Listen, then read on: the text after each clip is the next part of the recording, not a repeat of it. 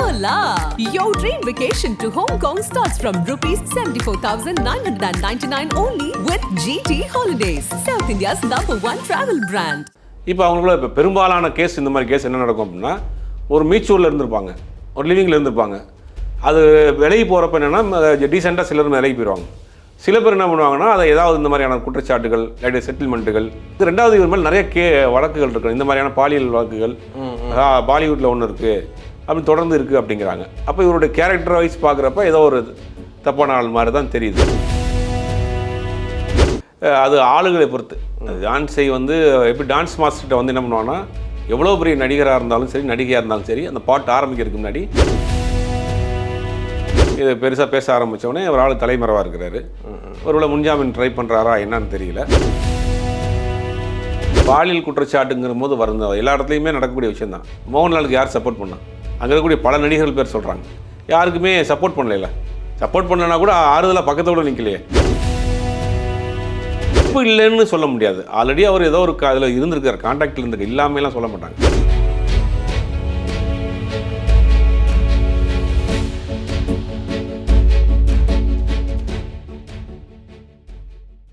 உலகெங்கும் வாழக்கூடிய ஆகாயம் தமிழ் நெஞ்சங்களுக்கு கிறிஸ்டியின் அன்பு வணக்கம். இன்று நம்மோடு சினிமா மற்றும் அரசியல் விமர்சகர் சுபைர் இணைஞ்சிருக்காரு. வணக்கம் சார். வணக்கம். எப்படி இருக்கீங்க? நல்லா இருக்கேன். இந்த ஹேமா கமிட்டி வந்ததுக்கப்புறம் எல்லா திரையுலகத்துலையுமே வந்துட்டு எங்களுக்கு இப்படி நடந்திருக்கு, எங்களுக்கு நீதி வேணும்னு சொல்லிட்டு நிறைய நடிகர்கள், துணை நடிகர்கள், இந்த டான்ஸஸ் உட்பட எல்லாருமே வந்து சொல்கிறாங்க.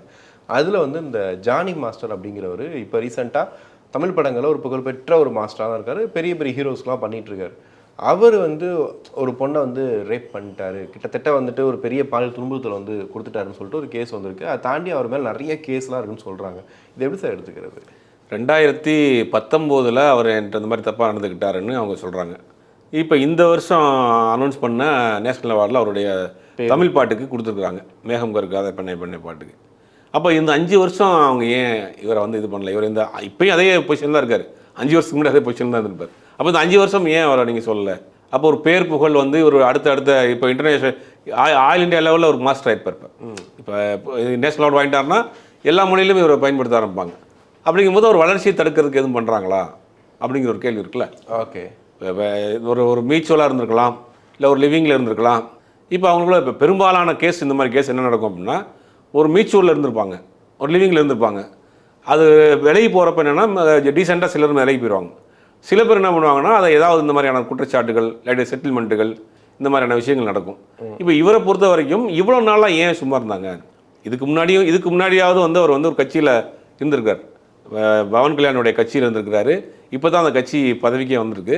இப்போ தான் அவர் வந்து நேஷனல் அவார்டு வாங்கியிருக்காரு.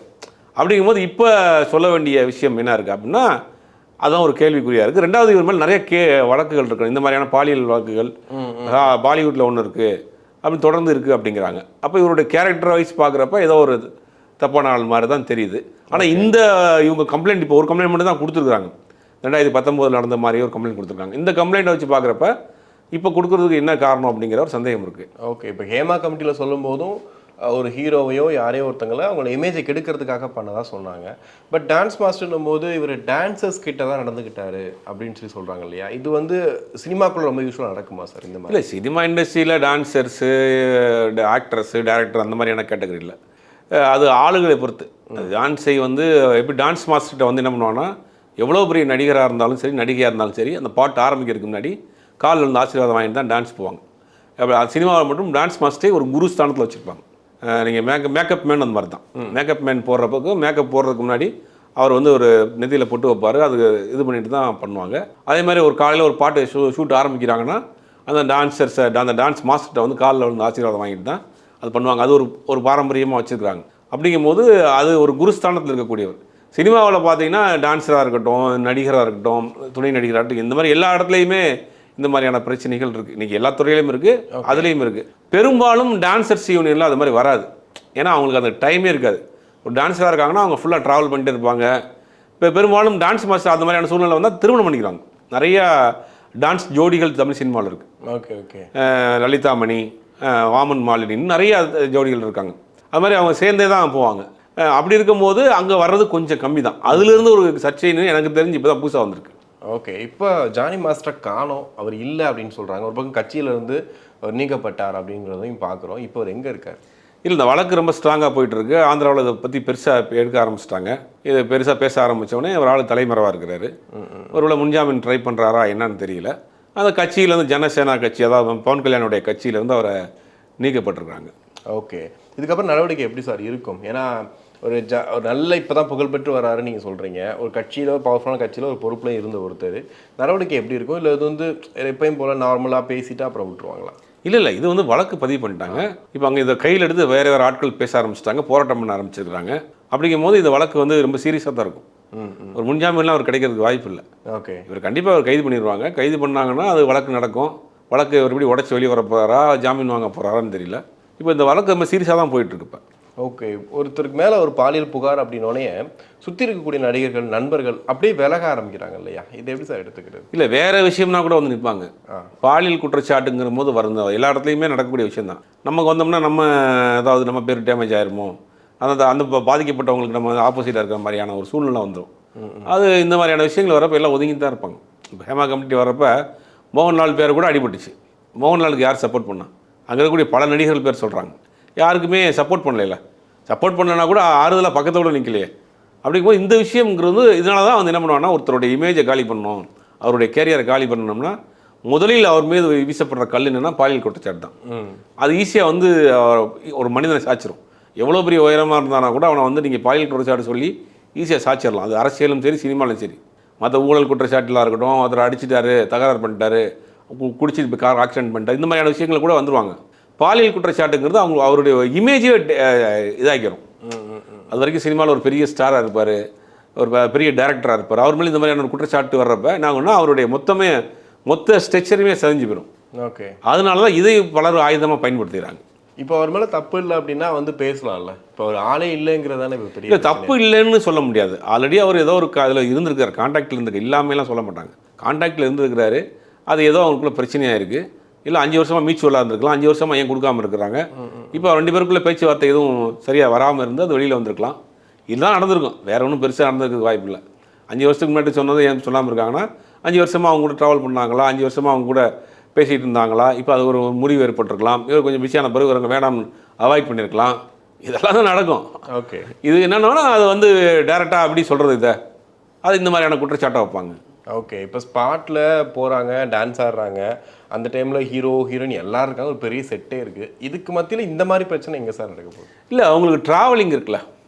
இப்போ அவுட்டோர் ஷூட்டிங் போகிறோம், ஒரே ட்ராவலில் காரில் போவாங்க, ஒரே இதில் வருவாங்க, ஒரே ஹோட்டலில் தங்கியிருப்பாங்க. அது மாதிரி ட்ராவலிங் இருக்கிறப்ப அதில் கொஞ்சம் வாய்ப்புகள் இருக்குல்ல. ஓகே, இதுக்கு ஒருவேளை வந்து இப்போ வந்தார்னா கைது செய்யப்படுறது அந்த மாதிரி நடவடிக்கை எடுக்கப்படுமா? இல்லை, வந்தார்னா அவரை இப்போ தேடிக்கிட்டு இருக்கிறதாக தான் தகவல் சொல்கிறாங்க. போலீஸ் தரப்பில் இவர் கம்ப்ளைண்ட்டை வச்சு தேடிக்கிட்டு இருக்கிறாங்க. ஆந்திராவில் சில தன்னார்வ அமைப்புகள் சில விஷயங்கள்லாம் கையில் எடுத்து இது பெரிய பெரிய இஷ்யூவாக கொண்டு போயிட்டு இருக்கிறாங்க. ஆந்திராவில் பெருசாக பற்றிக்கிட்டு தெரிஞ்சிட்டு இருக்கு இந்த விஷயம். அப்படிங்கும்போது இவர் கைது செய்யப்படுவது உறுதி. இவர் தப்பிச்சு எவ்வளோ நாளைக்கு போக முடியும், எங்கே போக முடியும்? அப்படிங்கும்போது கைது செய்யப்படுவது உறுதி. கைது செய்யப்பட்ட பிறகு இவர் லீகலாக அதை எப்படி ஃபேஸ் பண்ணி வெளியில் வர்றாருங்கிறது அவருடைய திறமை. பட் விருது கொடுத்துருக்காங்களே, விருது ஏதாவது? இல்லை, அதுக்கெல்லாம் வாய்ப்பு இல்லை. அது வந்து பர்சனலாக அவர் பார்த்த வேலைக்கு கொடுத்துருக்காங்க. இந்த வேலைக்கு யாரும் கொடுக்கலையே. ஓகே, ஓகே, சினிமாவில் பார்த்த வேலைக்கு விருது கொடுத்துருக்குறாங்க. அதுக்கும் இதுக்கும் சம்மந்தம் கிடையாது. ஓகே, சினிமாவோடு இருந்திருக்கலாம் அப்படிங்களா? இல்லை, இது எல்லா பர்சனல் மனிதனுக்கும் 2 லைஃப் இருக்கும். அது வந்து வெளியில் தெரியாத வரைக்கும் தப்பிச்சுக்கிடுவான். ஒரு பேர் புகழ் போகிறப்ப சமீபத்தில் கூட ஒரு பிரபலமான ஒரு தொலைக்காட்சி ஆங்கர் மேலே ஒரு பெரிய கம்ப்ளைண்ட் வந்துச்சு. அது ஒரு கட்சியில் சேர்ந்தோன்னே இந்த பிரச்சனை வெளியே வந்துச்சு. ஓகே, எல்லாருக்கும் தெரிஞ்சிருக்கும். அது ஏன் சொல்ல வரேன்னா, அந்த ஒரு மனிதனுடைய வளர்ச்சி வந்து பிடிக்காத ஆட்கள் என்ன பண்ணுவாங்கன்னா, இந்த மாதிரியான விஷயங்களை வச்சு அதை காலி பண்ணுறதுக்கு முயற்சி பண்ணுவாங்க. அவனை நேரடியாக எதிர்க்க முடியாதவர்கள் இந்த மாதிரியான விஷயங்கள் சொன்னால் ஈஸியாக வந்து அந்த ஆளை வந்து டேமேஜ் பண்ணிடலாம். இவரை வந்து அடுத்து இப்போ இந்த மாதிரி அதுவும் டான்ஸ் மாஸ்டராக இருக்கப்போ இந்த மாதிரியான குற்றச்சாட்டு வச்சோம்னா அடுத்த படங்களில் கமிட் பண்ணுறப்ப யோசிப்பாங்க, ஹீரோயின் எப்படி நடந்துக்கிடுவார், இந்த மாதிரியான கொஸ்டின்ஸ்லாம் வரும். அப்போ அவர் கேரியரே மொத்தமும் காலி பண்ணிடுவாங்க. ஓகே, அப்போ இது எதுக்கு பின்னாடி ஒரு பெரிய அரசியல் இருக்குது. கண்டிப்பாக சார், இதுக்கு முன்னாடி பழைய அந்த காலங்களில் வந்து இந்த மாதிரியான விஷயங்கள் நடந்திருக்கா? நிறைய நடந்திருக்கு. அதாவது தமிழ்நாட்டில் பாலு மகேந்திரா அதை பற்றி நிறையா தெரிஞ்சிருக்கும். அந்த சம்பவம் ஷோபா அப்போ தான் ஆரம்ப காலத்தில் வந்துட்டு இருக்காங்க. அகல் விளக்குன்னு ஒரு படம், அந்த படத்தினுடைய ஷூட்டிங்கில் அந்த படம் விஜயகாந்த் நடிக்கிறாரு, ஷோபா வந்து அந்த படத்தில் ஹீரோயின். ஷூட்டிங் ஏதோ ஒரு கோயில் மதுரை பக்கத்தில் நடந்திருக்கு, லேட்டாக வந்திருக்காங்க. வந்தோடனே இதெல்லாம் அந்த டேரக்டரே பதிவு பண்ண விஷயம், அந்த ஆர் செல்வராஜே பதிவு பண்ண விஷயம். அப்போ வந்து இறங்கினோடனே பார்த்துருக்குறாங்க இந்த மாதிரி பட்டு சேலை பட்டு இதோட வந்திருக்காங்க. ஓகே. எங்கம்மா இன்றைக்கி இவ்வளோ லேட்டாக வந்திருக்கு, அதுவும் இந்த மாதிரி வந்திருக்கு, எனக்கு கல்யாணம் ஆயிடுச்சு சார். யார் கூட அப்படின்னா பாலுமேந்திரா கூட. பட் பாலுமேந்திராவுக்கு அவருக்கு ஏஜ் டிஃப்ரென்ஸ் வேறு. அரசியல் புரசல் அந்த அந்த காலகட்டங்களில் போயிட்டு இருந்தது வந்து கல்யாணம் பண்ணிட்டேன் அப்படின்ட்டு இருக்காரு. அதற்கு பிறகு கொஞ்ச நாள் அவங்க சூசைட் பண்ணி இறந்துட்டாங்க. அந்த வழக்கில் பாலுமேந்திரா பேர் அடிபட்டு அவர் வந்து வழக்கு விசாரணைக்கு கூட்டு போய் பெரிய லெவலேருந்து வந்து அதில் வந்து வெளியில் வந்தார். ஓகே. அப்போ சினிமாவில் இந்த மாதிரியான விஷயங்கள் நிறையா இருக்குது. பாகியராஜை பற்றியும் சொல்லுவாங்க சில கதைகள்லாம். அவர் முதல் மனைவி மரணம், அது மர்மமாகவே இருக்குது அப்படிங்கிற மாதிரியெல்லாம் சில செய்திகள்லாம் போகும். ஓகே. இது வந்து கல்யாணத்துக்கு முன்னாடியே தெரிஞ்சிச்சு. ஆக்சுவலி கல்யாணத்துக்கு அப்புறம் அந்த பிரச்சனைகள் அதெல்லாம் நீங்கள் சொல்கிறீங்க. யாருக்கு? அவங்களுக்கு பாலு மகேந்திரா. ஆமாம், அவருக்கு ஆல்ரெடி கல்யாணம் ஆகி ஃபேமிலியோடு இருக்கிறார். இது வந்து ஷோஃபா வந்து நடிக்க வந்த பிறகு இவங்களுக்குள்ள ஒரு பழக்கம் ஏற்பட்டு அவர் திருமணம் பண்ணியிருக்காரு. திருமணம் பண்ணியிருக்காரு. அவர் கொஞ்ச நாள்லேயே அவங்க இறந்துருக்குறாங்க, சூசைட் பண்ணிட்டாங்க. குறைஞ்ச வயசில் இறந்துட்டாங்க. சில படங்கள் தான் தமிழில் பண்ணாங்க, பண்ணிகிட்டு இருக்கப்பே இறந்துட்டாங்க. அந்த வழக்கில் இவரை சேர்த்து ஒரு விசாரணைக்கு அழைச்சி ஒரு பெரிய லெவலில் போய் அந்த இடத்துல ஒரு பெரிய ஒரு பொலிட்டிக்கல் இன்ஃப்ளூயன்ஸோட வெளியே வந்தார். ஓகே. இப்போ யூனியன்லாம் இருக்குல்ல சார், டான்ஸ் யூனியன் அந்த மாதிரியான விஷயங்கள்லாம் இருக்கும் இல்லையா, அவங்கள்ட்ட போய் கம்ப்ளைண்ட் பண்ணாலே மேக்ஸிமம் வந்து இவருக்கு வாய்ப்பு, பல விஷயங்கள், இந்த கார்டு தொடர்பான பிரச்சனைகள் ஏதாவது கொடுத்துடலாம்ல, ஏன் ஸ்ட்ரெயிட்டாக போலீஸ் கிட்ட போகிறது? இல்லை, அவர் வந்து கம்ப்ளைண்ட் இங்கே கொடுக்குறாங்கன்னு தான் இருக்கும். ஒரு எல்லை மீறி போச்சுன்னா போலீஸ் தான் வந்து உள்ளே வரணும். இப்போ சம்பளம் பாக்கினா யூனியனில் போய் பேசலாம், சம்பளம் கொடுக்கலன்னா யூனியனில் போய் பேசலாம், இல்லை வேறு சின்ன சின்ன பிரச்சனைகளாக இருந்தால் ஷூட்டிங் போகிறாங்களுக்கு அங்கே ஃபெசிலிட்டி இல்லைன்னா யூனியனில் பேசலாம். இந்த மாதிரியான விஷயங்கள் வந்து யூனியனில் எப்படி நடவடிக்கை எடுக்க முடியும், அவங்களால என்ன செய்ய முடியும் ஒரு ஸ்டேஜுக்கு மேலே? அப்படிங்கும்போது அவங்க போலீஸ் ஆட்டோமேட்டிக்காக உள்ளே வந்துடும். ஓகே. இல்லீகலாக போச்சுன்னா போலீஸ் ஆட்டோமேட்டிக்காக உள்ளே வந்துடும். இப்போ நீங்கள் சொல்கிறவங்க ஓகே, சொல்கிறவங்க வந்து இப்போ போலீஸ் ஸ்டேஷன் வரைக்கும் போய் சொல்கிறாங்க, இப்போ அவங்க பேர் தெரிஞ்சாலும் பரவாயில்லன்னு இருப்பாங்க. பட் இதே மாதிரி சொல்ல பயந்துட்டு இருக்கவங்களும் இருப்பாங்க இல்லையா, அவங்களுக்கு இந்த டான்ஸ் யூனியன்லேருந்து ஏதாவது ஒன்று செஞ்சு இல்லை ஒரு குழு அமைச்சு இந்த மாதிரி பண்ணுங்கன்ற மாதிரிலாம் சொல்லிடுறாங்க. இல்லை, இருக்கிற யூனியனில் டான்ஸ் யூனியன் தான் ரொம்ப ஸ்ட்ராங்கு. அவங்க கார்டு போட்டாங்கன்னா ஆட முடியாது. ஒரு டான்ஸராக இருக்கிற ஒரு மாஸ்டர் ஆகிட்டாருன்னா திருப்பி டான்ஸர் ஆட முடியாது. அதில் ஒரு யூனியன் ரொம்ப ஸ்ட்ரிக்டாக வச்சுருக்காங்க. இப்போ டான்ஸராக இருந்தாருன்னா அவர் உலகம் முழுக்க பயணம் பண்ணுவார். தெலுங்கு படம் பண்ணுவார், தமிழ் படம் பண்ணுவார், எல்லா படங்களையும் டான்ஸ் ஆடுவார். பிஸியாக இருப்பாங்க. டான்ஸராக இருக்கப்போ பயங்கர பிஸியாக இருப்பாங்க. மாஸ்டர் ஆகி ஒரு படம் 2 படம் பண்ணி வாய்ப்பு கிடைக்காம டான்ஸ் கிளாஸ் வச்சு நடத்திட்டு இருக்கவங்களாம் எனக்கு நிறைய பேர் தெரியும். டான்ஸ் யூனியன் பெரிய யூனியன், அங்கே டான்ஸ் யூனியனில் சேர்றதே ரொம்ப கஷ்டம். நினச்சா என்ன பண்ணலாங்க. ஆமாம், அது அந்த மாதிரி வந்து ரொம்ப பெரிய அளவில் வருமானங்கள் வரக்கூடிய ஒரு இண்டஸ்ட்ரி அது. அதில் என்னென்னா டான்ஸராக இருந்துட்டு நீங்கள் வந்து மாஸ்டர் ஆகிட்டிங்கன்னா கார்டு எடுக்கணும். டான்ஸர் கார்டு இருக்கணும், மாஸ்டர் கார்டு இருக்கணும். நீங்கள் மாஸ்டர் கார்டு எடுத்துட்டிங்கன்னா நீங்கள் டான்ஸ் வர முடியாது. மாஸ்டர் கார்டு எடுத்துகிட்டு போயிட்டு நீங்கள் 2 படத்துக்கு 3 படத்துக்கு மாஸ்டர் ஒர்க் பண்ணுறீங்க, பட வாய்ப்புகள்னா நீங்கள் திருப்பி டான்ஸர் வந்து ஒர்க் பண்ண முடியாது. அது மாதிரி ரொம்ப ஸ்ட்ராங்கான ஒரு யூனியன் அது. நிறைய பேர் டான்ஸராக இருந்து மாஸ்டர் ஆகி பட வாய்ப்பு இல்லாமல் நிறைய பேர் இந்த கிளாஸ் எடுக்கிறது அந்த மாதிரி வேலைகள் செஞ்சுட்டு இருப்பாங்க. அதுவும் நடந்துக்கிட்டு தான் இருக்குது. ஆமாம், அது நிறைய இருக்குது. நிறைய மாஸ்டர்ஸ் வந்து இன்றைக்கி வந்து டான்ஸ் கிளாஸ் நடத்துகிறாங்க, இந்த மாதிரி ரியாலிட்டி ஷோ பண்ணிட்டு இருக்காங்க. நிறைய மாஸ்டர் இருக்காங்க. அப்போ அவங்க வந்து டான்ஸாக இருக்கப்போ பயங்கர பிஸியாக இருந்திருப்பாங்க. உலக நாடுகள் பூரா பயணம் பண்ணியிருப்பாங்க. அவங்க பாஸ்போர்ட்லாம் பார்த்தீங்கன்னா ஃபுல்லாக 2-3 பாஸ்போர்ட் அடிச்சு வச்சுருப்பாங்க. அந்த அளவுக்கு உலகற்றா முழுவதும் பயணம் பண்ணி தமிழ் படத்துக்கு ஆடி இருப்பாங்க, தெலுங்கு படத்துக்கு ஆடி இருப்பாங்க, மலையாள படங்களுக்கு போயிருப்பாங்க. பயங்கர பிஸியாக இருப்பாங்க. மாஸ்டர் வந்து டான்ஸர் ஆகிட்டாங்கன்னா அவ்வளோதான். அதுக்கு ஒரு வாய்ப்புகள். டான்ஸர் ஆகிட்டு பிஸியாக டான்ஸ் மாஸ்டராக இருக்காங்க, அங்கே போய் சைன் பண்ண முடியல அப்படின்னா திருப்பிக்கு வர முடியாது. அதோடு அவ்வளோதான். ஓகே. அது மாதிரி தான் டான்ஸ் யூனியன்.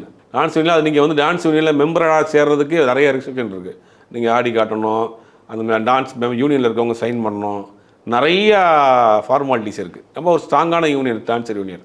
ஓகே. அப்படிங்கும் போது இந்த மாதிரியான விஷயங்கள் வர்றப்போ அவங்கள யூனியன்லேருந்து வேணால் நீக்கி வைக்க முடியும். அதிகபட்சமாக அவங்கள மாதிரி தண்டிக்கிறது போலீஸ் தானே முடியும். ஓகே. இப்போ ஒரு பிரபலம் வந்து இந்த மாதிரி சிக்கிறாரு அப்படின்னும் போது அவங்களை ஃபாலோ பண்ணுற ஃபாலோவர்ஸ் வந்து லட்சக்கணக்கில் இருப்பாங்க.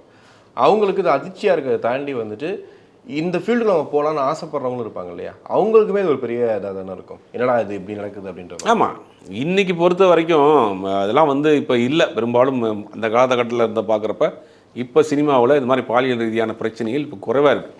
இன்றைக்கெல்லாம் பார்த்தீங்கன்னா எல்லாருமே இன்றைக்கி இண்டஸ்ட்ரியில் வந்துட்டாங்க. லேடிஸ் எல்லாமே நடிக்க மட்டும்தான் இருப்பாங்க, டான்சர்ஸ் மட்டும்தான் இருப்பாங்க. பெரும்பாலும் லேடிஸ் மற்ற டெக்னிக்கல் சைடில் இருக்க மாட்டாங்க. இப்போ டேரக்டர் பார்த்தீங்கன்னா ஒரு டேரக்டர் குறைஞ்சபட்சம் 2 பேர் ஏடியாக இருக்காங்க. அது என்னென்னா ஒரு ஆர்டிஸ்ட்டாக ஃபேமல் ஆர்டிஸ்ட்டாக இருக்காங்க, அவங்கள போய் கூட்டு வர்றது, அவங்களுக்கு தேவையான விஷயங்கள் பண்ணுறது, நீங்கள் போய் சொல்லுங்கள் அப்படின்னு ஒரு லேடி ஏடியாக இருந்தாங்கன்னா உடனே போய் சொல்லிடலாம்.